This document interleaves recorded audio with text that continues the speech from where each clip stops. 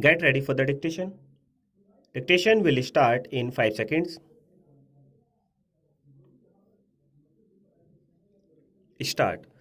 Mr. Vice Chairman, I have introduced the bill sometime back in respect of a vital matter which has been engaging the attention of various sections of our society.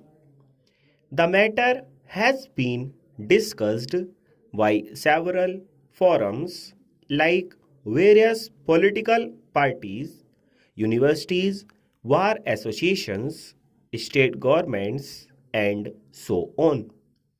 The matter is regarding what should be the relationship between states and what should be the relation between the center and the states in our polity.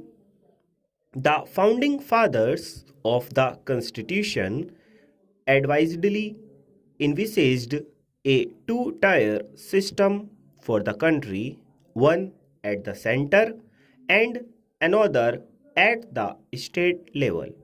And they suggested that there should be a coordinating forum to harmonize relations between the union and the states in various fields. India is a very large country and a centralized administration is not compatible with the diversity or the efficiency needed for such a vast country like ours.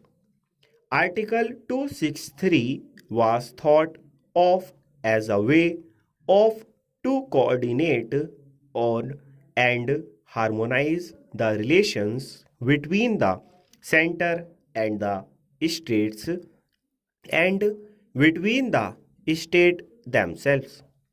Unity and diversity were accepted as natural in a situation like ours, and they provided a device, mechanism, and apparatus to deal with situations which may lead to conflict or controversies between the states and between the union and states. Mr. Vice Chairman, sir, has India has been divided and divided in the past. The problem of unity was a major concern. At the same time, how to protect the autonomy of the states, the regions was also important. That is was uppermost in the minds of the constitution makers.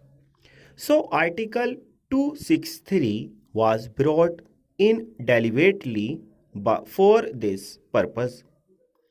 The constitutional arrangements envisage division of powers between the states and the center. It also envisages common subjects which fall within the purview of the both the central government and the state governments.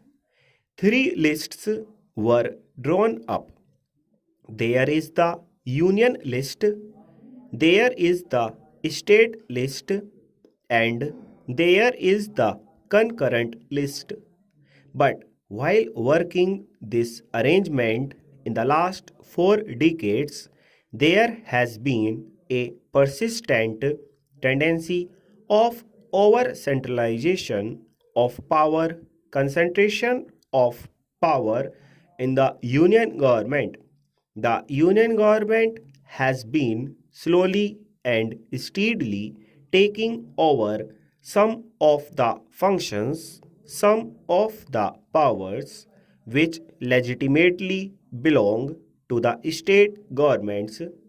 This caused tension naturally between the center and the states to a great extent full stop.